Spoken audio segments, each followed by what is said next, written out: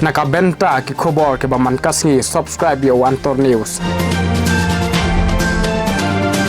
Chief Minister this morning, and I briefed him about the incident. He is also aware about the incident, and our discussion was very brief, and he has assured that whatever can be done from the Assam government side and whatever cooperation is required for any kind of steps to be taken or any kind of inquiry to be done, that he will be there and he will support.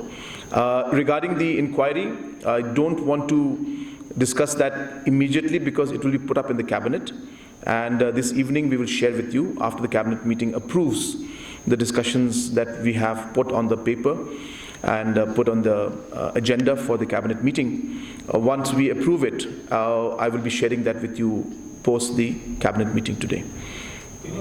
Apart from the 6 people who have lost their lives, we have reports that 2 are seriously injured.